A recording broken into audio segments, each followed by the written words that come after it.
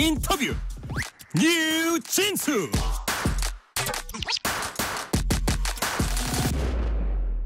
우리 정치의 중요한 측면 가운데 하나는 산적한 정책 과제를 어떻게 풀어가냐 하는 것입니다. 여기엔 당장 먹고 사는 문제, 그리고 나라 살림과 연금 같은 중장기적 주제에 관한 논의와 결정들이 포함되어 있습니다. 또 정부는 물론 야당과 협력도 중요합니다. 여당의 정책 현안을 총괄하고 계신 분입니다. 김상훈 국민의힘 정책위 의장 전화로 연결합니다. 김상훈 의장님, 안녕하세요. 예, 안녕하세요. 반갑습니다. 예, 시간을 내주셔서 감사합니다. 예. 대구의 지역구를 둔 4선 의원이십니다. 한동훈 예. 대표와는 어떤 특별한 인연 있었습니까? 특별한 개인적인 인연이 있는 건 아니고요. 지난 총선 때 네.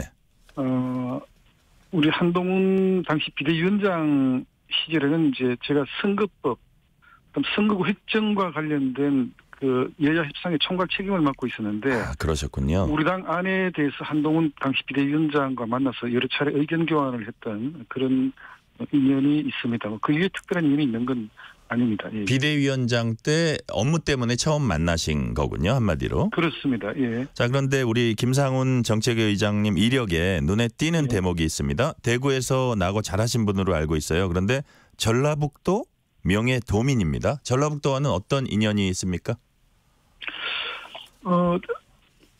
정운천 우리 비례대표 의원님께서 호남 출신이신데, 네네. 정운천 의원님께서 호남과의 동행에 좀 참여를 해달라고 요청을 하셨고, 네. 그래서 저는 이제 우리 그 외조모님의 고향이 정읍입니다. 그래서 제가 이제 그럼 정읍과 같이 동행지역으로 하겠다고 이제 해서 참여를 했는데, 네. 솔직히 부끄럽습니다만은 정읍에 실질적으로 도움을 드린 어떤 그런 일은 제대로 하지를 못했던 것 같아요. 네. 다만 이제 늘 정치를 하면서 호남 쪽에 우리가 더욱더 관심을 갖고 또 뭐 여러 가지 좀 배려하는 그런 정책적 차원의 지원이 있어야 되지 않나 하는 그런 생각은 갖고 있습니다. 네. 보면 제가 기자 생활하면서 보면 대구하고 광주하고 뭐 어떤 또 동서화합의 어떤 상징적인 뭐 행위를 하기도 하고 그런 거 이제 본 적이 있는데, 지금 여당 정책위 의장 되셨으니까 그런 그 호남 쪽에도 아주 골고루 어떤 그 정책의 혜택이 돌아갈 수 있게 신경 쓰시면 꼭 정읍이 아니라도 괜찮을 것 같아요. 예, 그렇게 하겠습니다. 예. 네네. 자, 한동훈 체제가 들어선 직후에 국민의힘 안팎에선 전임 정책위의장 거치 둘러싸고 이제 논란이 있었습니다. 교체로 예. 가닥이 잡힌 후에 김상훈 정책위의장 선임하는 과정에선 개파색이었다, 이런 평가가 나왔습니다. 세간의 이런 평가 어떻게 생각하세요? 제가 지난 국회의원 이제 13년째 하고 있는데, 네. 돌이켜 보니까 저는 그 비주류 정치 인생이었던 것 같아요. 그러니까 뭐 어느 뭐 친뭐다 비뭐다 이런 쪽은 아니었던 것 같고. 줄을 안 쓰셨군요. 그렇다고 봐야 되겠죠. 네네. 특히 또 언론에서 이렇게 개파 프레임으로 누구는 친윤이고 누구는 뭐 또 친박이다, 친이다, 이런 거는 저는 조금 체질에 맞지 않는 것 같아요. 네. 그렇기 때문에 또 제가 갖고 있는 생각을 그 가감없이 좀 발언을 할 수 있었던 게 아닌가 하는 그런 생각도 갖고 있습니다. 네. 저는 뭐 친윤이라고 할 수는 없겠지만 언론이 바라보는 시각에서는 그 윤석열 정부의 성공에 좀 그 동지적 운명 공동체로 활동을 해야 된다, 그렇게 생각하고 있습니다. 네네. 자, 어떻게 보면 그 업무 위주로 그 능력을 네. 발휘하는 그런 거 위주로 지금까지 쭉 의정 활동 해오셨다는 그런 생각이 들고요. 기자로서. 당연히 이제 당대표, 원내대표 그리고 정책위 의장이 있습니다. 여당 정책위 의장 어떤 자리입니까?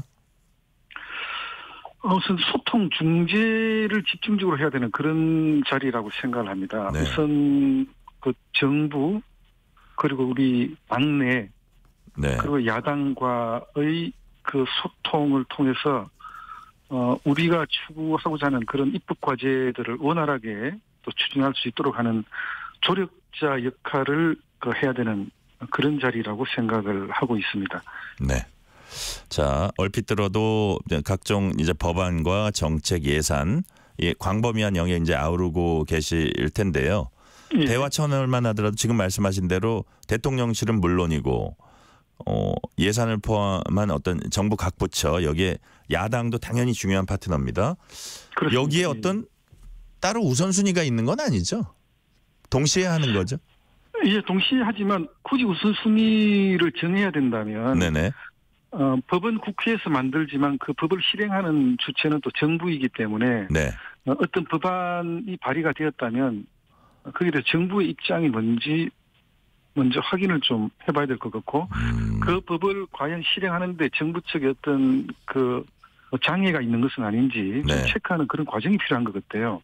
그리고 거기에서 특별한 문제가 없다면 또 이견이 있더라도 이것은 야당하고 협의해서 좀 조정할 수 있는 여지가 있다면 그다음 대화 파트너는 야당이 돼야 되지 않겠나 그런 생각을 갖고 있고 네. 또 아까 말씀드렸던 대로 당내에도 이견이 있을 수 있으니까 그 입법의 취지를 충분하게 설명하고 또 공감대를 형성하는 그런 과정에 중요한 역할을 또 제가 해야 된다 그렇게 생각하고 있습니다. 네. 상대 당엔 진성준 정책위 의장이 있습니다.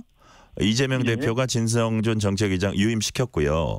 자, 예. 진성준 정책위의장 협상 스타일은 어떻게 보고 계신지 이른바 그 진성준 의장과 김상원 의장님과의 이른바 케미 이런 거 좀 괜찮을 것 같습니까? 어떻습니까? 예, 괜찮을 것 같습니다. 저는 21대 국회 때 국토교통위원회에서 활동을 한 적이 있는데 네. 그때 당시 진성준 의장님이 그 국토교통위원회 같이 활동을 하셨어요. 아, 그랬군요. 제가 봤을 때는 상당히 좀 강한 분이죠. 네. 강단이 있는 분이고 그렇지만 또 굉장히 합리적인 정치인다 이런 생각을 갖고 있습니다. 네. 진성준 의장님은 또 삼선이시고 청와대 정무비서관 또 서울시 정무부시장 풍부한 정치적인 경험을 갖고 계시는 분이신데 어쨌든 대화가 통하는 분이다 이런 느낌을 갖고 있습니다. 네. 저희가 국민으로서 또 언론으로서 기대를 해보겠습니다. 예. 여야 간에 서로 정기적으로 이제 소통하는 대화 채널이 있는지 말씀해 주시고요. 만약에 있다면 최근에 뭐 언제쯤 만났는데 그래서 어떤 걸 논의했다 이런 게 최근에 좀 있습니까? 그렇습니다. 이제 제가 우리 국민의힘 정책위 의장에 선임되고 나서 진성준 의장님을 이제 예방차 찾아가서 인사를 드리고 제가 갖고 있는 생각을 말씀을 드렸어요. 예. 아시겠지만 이제 22대 국회에 들어와서 여야 합의 처리된 안건이 하나도 없습니다. 그래서 이제 민주당에서 일방적으로 상정 처리했던 법안에 대해서는 또 여지없이 대통령의 제2요구권, 소위 말하는 거부권이 행사되었기 때문에 네. 국민의힘과 더불어민주당은 양당이 공히 늘 좌절하는 그런 정치를 하고 있다. 그래서 국민들께서 보셨을 때 굉장히 불편한 그런 장면을 연출하고 있었기 때문에 네네. 이제부터는 좀 서로 이견 없이 합의 처리할 수 있는 법안을 갖고 민생 현안을 같이 좀 다뤄봅시다라고 이제 말씀을 드렸더니만 뜻을 같이 해주셨어요. 그래서 지금 이제 활발하게 합의 처리할 수 있는 안들이 해당 상임위에서 좀 논의가 되고 있는 중입니다. 자, 여당이 크게 이제 주목하고 있는 쟁점 법안 가운데 하나가 금융투자소득세 폐지잖아요. 근데 그렇습니다. 진성준 의장의 경우에 이제 과세 주장 굽히지 않고 있는데 이거는 그 이재명 대표도 좀 약간 완화의 분위기로 얘기를 했기 때문에 민주당 당내에서 일단 먼저 정리부터 해야 되는 문제인가요? 예, 진성준 의장을 만났을 때는 전당대회가 끝나면 당내 의견 수렴을 해보겠습니다라고 이제 말씀을 하셨어요. 네. 그래서 이제 금투세는 정치적인 이념과 시각을 갖고 그 처리해야 될 어떤 그런 법안은 아니라고 봅니다. 아시겠지만 그 지난 8월 5일날 코스피 주가지수가 대폭락하는 사태를 우리가 경험을 했지 않습니까? 네네. 근데 그때 당시 원인을 분석해 보니까 우리 국내에서 발생하는 변수라기보다는 미국 경기 둔화 조짐 또 국제적인 빅테크 기업들의 실적 저하, 엔캐리 주로 해외에서 발생하는 변수 때문에 국내 주식시장에 영향을 입었기 때문에 그만큼 이제 우리 국내 주식시장의 기반은 취약하다고 봐야 될 거거든요. 네네. 그렇다면 이 금투세 폐지를 통해서 국내 주식시장을 견인할 수 있는 상징적인 시그널 역할을 할 수 있는 게 아닌가라는 생각을 갖고 있습니다. 그래서 금투세는 폐지가 맞지 않나 그런 생각을 갖고 있습니다. 네. 자, 민주당 쪽에 논의도 있어야 될 것 같고요. 그런데 여야가 마주한 가장 큰 쟁점 현안이 뭐니 해도 해병대원 특검법입니다.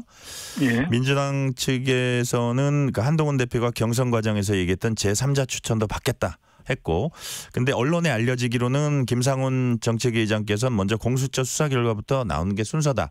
이게 이제 기존의 당의 입장이었잖아요. 그래서 그걸 이제 예. 고수하시는 걸로 알고 있는데 예. 여야 대표가 조만간 만나서 이 문제도 이제 얘기를 할 텐데요.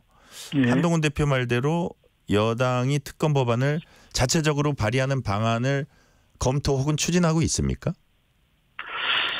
제3자 특검법에 대한 한동훈 대표의 입장 변화는 저는 없을 것으로 봅니다. 네네. 다만 제 개인적인 입장이기도 하지만 특검법은 현재 진행 중인 수사 결과가 발표가 되고 나서 그 결과가 미진한 경우에 예외적으로 논할 수 있는 것이 저는 특검법이라고 보고, 네. 한동훈 대표의 입장도 존중을 해야 되겠지만 입법화하는 과정은 또 당내 의견 수렴 절차가 필요하기 때문에 좀 그런 과정이 필요하고, 또 혹시 그 와중에 당내 여러 이견이 있을 수가 있기 때문에 좀 당내 갈등 양상이 빚어지지는 않을까 하는 그런 우려도 있습니다. 그래서 한동훈 대표의 입장은 입장대로, 또 입법화는 입법화대로 좀 별도의 과정을 거쳐야 되지 않겠나 싶은 생각을 갖고 있습니다. 만약에 이제 여야 대표회담이 다음 주나 다다음 주 열리면 거기에 맞춰서 뭐 서둘러 가지고 발의하거나 이럴 사안은 아니다라는 게 지금 우리 정책위 의장님 말씀이네요.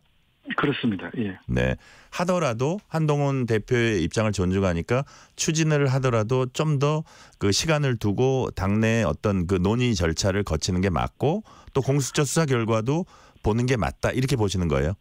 그렇습니다. 지금 이제 잘 아시겠지만 국회에서 좀 너무 탄핵이 남발되고 있고, 특검법도 남발되고 있고, 청문회도 너무 남발되고 있어요. 그래서 이건 저는 국회의 본연의 모습이 아니다, 이렇게 생각을 하고 있습니다. 그래서 네. 이제 특검법도 그 존재 가치를 인정하되 특검을 해야 될 상황, 그 예외적인 상황이 무엇인지에 대해서 우리가 한번 자문해 볼 필요가 있지 않나, 그렇게 예. 생각합니다. 자, 거기에는 해병대원 특검법도 예외가 아니고 지금 말씀하신 그 범죄에 있다, 그런 말씀이시죠? 예, 그렇습니다. 자, 당정 협의가 가장 최근에 열린 게 지난 20일이었습니다. 당시 내수 경기 활성화에 주안점을 두었었는데 정부 여당이 지금 내수가 많이 안 좋다, 이렇게 보고 계신 건가요? KDI 리포트에 따르면 네. 그 장기적인 내수 부진 현상이라고 진단을 한 바가 있고, 그 원인은 금리에 있다, 이렇게 리포트를 한 적이 있어요. 예, 예. 저는 이제 물가와 금리는 굉장히 중요한 변수다, 이렇게 보고 있는데, 이제 내수 부진 때문에 특히 고통받고 계신 분들이 소상공 자영업자 분들입니다. 네네. 그런 분들께 좀 조금이라도 도움이 될 수 있는, 지원할 수 있는 그런 정책에 대해서 우리가 좀 고민을 많이 해봐야 된다, 이렇게 판단하고 있습니다. 근데 얼핏 뭐 생각하면 돈이 많이 돌게 해서 경기 활성화시키면 뭐 내수도 진작되고 그 자영업자분들도 좀 좋을 것 같은데, 일단 네. 의장님은 긴축 재정이 일단 지금 상황에서 기본이다, 이렇게 보시는 거예요? 긴축 재정을 정부 입장에서 표현하면 건전 재정이 되겠죠. 네네. 그래서 그 무제한 예산을 풀어서, 돈을 풀어서 경기를 부양하는 것은 저는 좀 바람직스럽지 않다고 판단되지만, 정부의 내년도 예산을 살펴보니까 사회적 약자 복지 강화가 굉장히 눈에 띄게 예산이 배정되어 있더라고요. 그래서 네. 그런 부분은 아마 좀 기대해도 좋을 만한 예산 편성이 아닌가 싶은 생각이 들고, 또 여러 가지 그 계층들, 특히 청년 세대들에 대한 지원도 그 두텁게 좀 강화가 되어 있다는 그런 느낌을 많이 받았습니다. 그래서 네. 정부 예산안이 또 실행이 되면서 경기 진작 효과도 나타날 수 있는 게 아닌가, 그렇게 기대를 하고 있습니다. 네. 정부가 연금 개혁안을 다음 달 발표할 걸로 예상이 되고 있습니다. 구체적 수치보다는 기초와 퇴직, 개인연금 구조 개혁안이 주로 담길 거란 이제 관측도 나오고 있는데요. 예. 우리 김상훈 의장님 좀 내용 아실 것 같아요. 그 큰 틀에서 어떤 내용인지 미리 간략하게만 소개를 좀 해주세요. 정부 측에서 아마 29일 날 그 대통령께서 직접 발표를 하실 것 같은데. 29일이요? 네네. 예, 뭐 저는 그렇게 알고 있는데 이거 좀 더 확인을 해봐야 될 것 같아요. 네, 날짜는 더 확인해 보겠습니다. 다만 이제 연금 개혁의 주요 방향에 대해서 입장을 밝힐 것으로 예상하고 있고, 네. 보험 요율이라든지 또 소득 대체율이라든지 또 연금의 예상 존속 기한, 네네. 그러니까 이 고갈 시기는 언제쯤일 것인지에 대한 구체적인 내용은 밝히지는 않을 것 같습니다. 그래서 그거는 나중에 또 우리 당내 연금 특위가 있기 때문에 네. 야당하고 같이 상의해서 구체화시켜 나가는 그런 과정을 우리가 갖게 되시는 거죠? 그렇죠. 네네. 예. 그 21대 국회 후반부에도 그 하다가 이제 무산이 됐는데 그런 위원회를 그렇습니다. 당연히 또 국회 내에 만드신 걸 거 아닙니까? 정부는 일단 큰 틀을 던지고 국회 내에서 야당과 같이 협의해서 그 세부된 내용까지도 만드는 그런 과정을 거치는 거죠? 그렇습니다. 이제 다만 야당은 이제 소위 형식으로 하자는 거고 우리 네. 당은 특위 형식으로 하자는 건데 형식에 좀 구애받지 않았으면 좋겠고 다만 이제 이번 연금 개혁은 국민들의 노후 소득 보장 네. 또 빈곤 계층에게는 조금 더 두터운 그 연금 급여 지급 그런 게 좀 같이 됐으면 좋겠습니다. 그러다 보니까 우리가 숫자로 모수 개혁을 어떻게 한다는 것보다는 기초연금 그다음에 직역연금, 예를 들면 이제 군인연금과 공무원연금과의 좀 연동시키는 부분, 또 우리 일반 직장인들이 퇴직했을 때 퇴직연금을 받으시는데 그 퇴직연금도 국민연금에 같이 넣어서 관리할 수 있는 방안이 있는 것인지에 대한 이런 좀 여러 가지 방안을 검토를 해야 되지 않나 그렇게 생각하고 있습니다. 그러니까 이제 일부 언론에 보니까 청년층, 젊은층에게 부담을 좀 덜 주고 앞으로 좀 빨리 빠른 시간 내에 받을 분들한테 부담을 더 주고 뭐 이런 내용들도 좀 그 고민은 검토되고 있는 것 같습니다. 예, 그런 기사도 제가 봤습니다만 아직까지 구체화된 부분은 없습니다. 예, 제가 알기로는. 아직 구체화된 건 아니라 이거죠. 예. 자, 이런 것들 보통 하시다 보면 상임위별로 이제 여러 법안 다루고 일부 조율도 하고 뭐 쟁점으로 남기도 하고 하잖아요. 근데 예. 상임위 단위에서 이루어지는 법안 처리 과정에서 정부 측에서 여당 정치계에 역할을 해달라 이런 요청이 오기도 합니까? 예, 당연히 옵니다. 네. 어쨌든 이제 우리가 그 정책위가 그런 소통 창구가 되기 때문에 이런 법안을 중점적으로 발의를 할 텐데 네. 국회에서 원활하게 통과될 수 있도록 해달라는 협조 요청을 늘상 받고 있고 그럼 이제 그걸 검토해서 저는 우리 당 상임위 간사들에게 정부 쪽으로 이런 요청이 있으니까 긍정적으로 잘 좀 검토를 해봐 달라는 주문을 하죠. 또 이면에는 또 야당과도 같이 또 협상을 해나가야 되는 그런 과정이 있습니다. 정치 현안도 한두 가지 여쭤볼게요. 국민의힘 지도부 10월 치러질 재보선과 관련해서 최근 전국 17개 시도당 위원장들과 연석회의 열었습니다. 일각에선 기초단체장 선거에 서울시 교육감 보궐선거 있을 거란 관측도 나오고요. 국회의원은 없는 것 같은데 요 10월 재보선 규모, 뭐 판 이런 것들은 뭐 어느 정도로 파악하고 계신지 그래서 당에서는 이 부분도 중요한 어떤 그 이벤트라고 보시고 계신 거죠? 예, 얼마 전에 있었던 그 전국 17개 시도당 위원장 연석회의는 재보선을 염두에 두고 개최한 것은 아니고, 네네. 17개 시도별로 이제 지역 현안들이 있을 거라고 봅니다. 왜냐하면 내년도 이제 예산안이 넘어오기 때문에 각 지역별로 정책적인 프로젝트 예산의 건의를 이제 받는 그런 자리였습니다.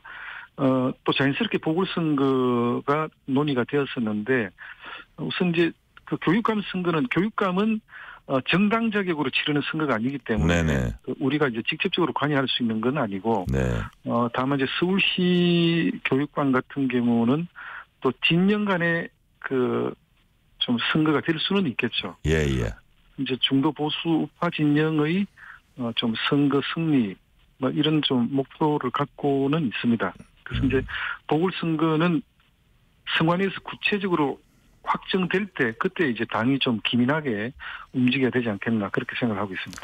선거 관련해서 뭐 법제하냐 마냐 하는 문제 중에서 지구당 부활 관련 법 개정 문제가 있잖아요. 이 부분은 여야가 좀 그 절충점을 찾을 수 있는 부분이라고 보세요? 지구당 부활에 대해서는 어쨌든 여야가 같이 공감대가 형성돼 있는 상황입니다. 네네. 근데 이제 지구당을 하다가 왜 폐지를 했냐 하는 그 히스토리를 한번 돌이켜봐야 될 것 같아요. 네. 지구당 위원장이 이제 지방선거 공천을 미끼로 좀 부당한 금품 거래 수수 등이 좀 만연했던 그런 시기가 있었습니다. 네. 좀 그런 게 재현되지 않도록 하는 예방적 조치가 조금 선행이 되고 나서 지구당이 부활되어도 돼야 되는 게 아닌가 그렇게 네. 생각합니다. 네. 이것도 서두를 일은 아니라는 취지로 제가 이해를 했습니다. 예. 자, 윤 대통령이 최근 곳곳에서 반국가 세력이 암약하고 있다고 발언한 이후에 야권은 이제 거세게 반발을 했고요. 그런데 한동훈 대표는 간첩죄 처벌 강화와 국정원의 대공수사 부활을 당론으로 추진하겠다 밝혔습니다. 현행제도를 이제 보완하려면 이것도 입법 사항이네요. 그렇습니다. 아시겠지만 얼마 전에 그 정보사령부의 군무원이 그 국가 기밀 정보를 중요한 군 기밀 정보를 유출한 사건이 있었는데 네네. 저는 그 기사를 접하고 굉장히 화가 나더라고요. 해외에서도 활동하는 우리들의 정보 요원들이 그 신상 정보가 노출됐기 때문에 급급 귀국하는 그런 상황이 지금 벌어지고 있는데 네. 이건 좀 곤란하지 않나. 그래서 이제 아마 간첩법의 주요 내용은 그 적국 네. 북한만이 아니고 또 외국에서 활동하는 그 간첩 활동까지 같이 규제할 수 있는 그런 포괄적인 내용을 담고 있습니다. 네. 좀 간첩죄 적용 범위 확대 또 중요한 그 전략 산업의 기밀 누출도 좀 방지할 수 있는 그런 간첩법이 돼야 되지 않겠나 그렇게 생각하고 있습니다. 네.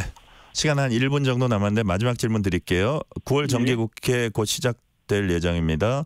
국정감사, 뭐 예산안 처리까지 해야 되는 그만큼 여당 정책위 역할이 이제 막중해지는 시기인데 정기국회는 어떤 기조로 준비하고 계십니까? 다행스럽게 민주당 정책위 의장과 협의를 해서 8월 임시회에도 민생 현안 법안을 통과시키도록 합의가 됐지만 네.